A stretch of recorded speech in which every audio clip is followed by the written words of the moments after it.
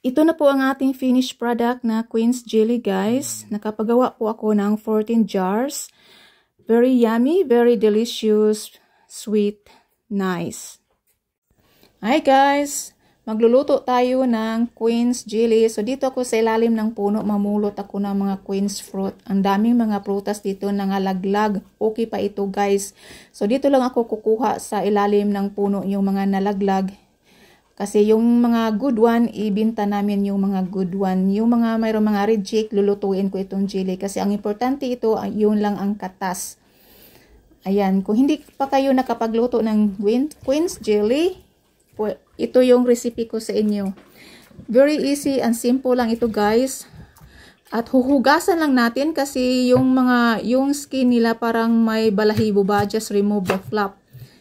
We have to rub or using just using a Scotch-Brite or a sponge. I-cut lang natin siya ng quarter then another, parang chunky slice lang siya, guys. At i-remove natin yung mga brown one. At huwag itapon yung mga buto, yung mga seeds kasi yun ang importante. Yun ang nagdala ng seed. Ito lang ang size ng aking pag-slice. Chunky one. Medyo malaki or pwede rin another half din. Depende sa inyo.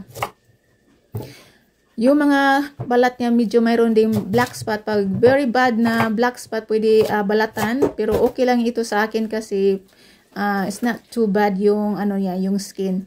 At lagyan natin ng tubig hanggang umapaw yung tubig sa prutas. Pakuluan natin ng 4 to 5 hours hanggang tender na yung prutas. Then pagkatapos nito magpakulo, kasi matagal ito magpakulo, guys, 4 to 5 hours. I-set aside lang natin sa isang gabi. Pagkatapos nito, kasi sa akin, guys, nahapunan jukog luto ani. Then after this, palamigin natin. So i-set aside na lang natin overnight. Then continue tayo the next following day. So ito na ang ginagawa ko. Naghanda ako ng colander at saka yung malaking bowl at mayroon tayong tea towel. So, kailangan gumamit tayo ng strong at malinis na tea towel. Doon tayo magpiga. Gamit ko ang colander kasi ayaw ko lagyan ng solid into the liquid mixture or liquid. Pigain lang natin hanggang mag-dry na talaga yung prutas. At ilagay natin sa isang bowl. Pagkatapos nito, guys, pwede nyo ibigay sa manok kung mayroon kayong manok yung piniga natin na yung Queen's. At dito, tinatransfer ko lahat. And then, hugasan natin yung big pot kasi mixture tayo sa liquid.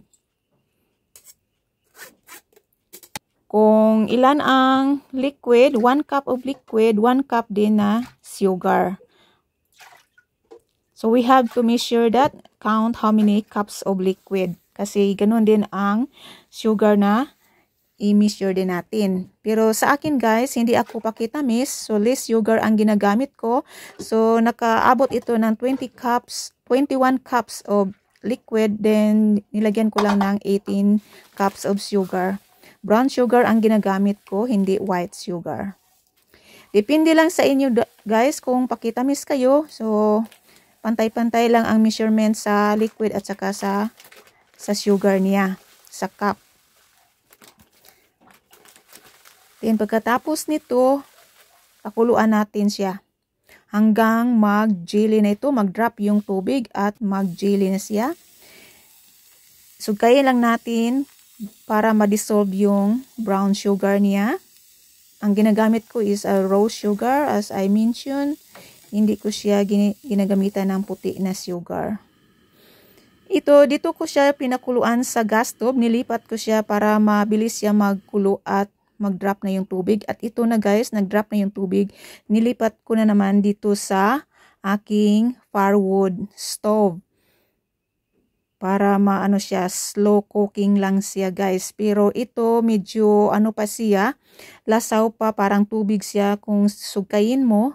So need more boiled, hard boiled talaga guys, yung pinaka yung brisket. So sugkayin lang ng sugkay para hindi siya overflow yung niya, yung tubig. At dito sa maliit na plato, maglagay tayo ng konti para testing ito kung mag-sit na ba talaga pag malamig na ito yung jelly.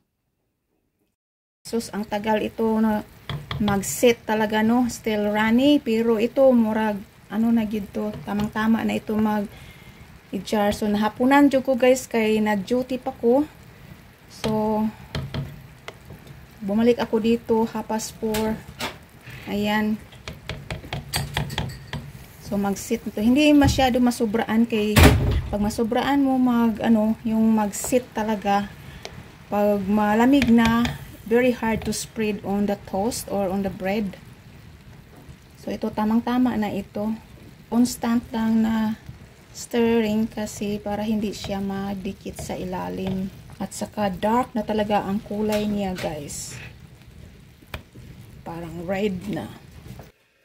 Masarap ito ipalaman sa bread or spread mo sa toast.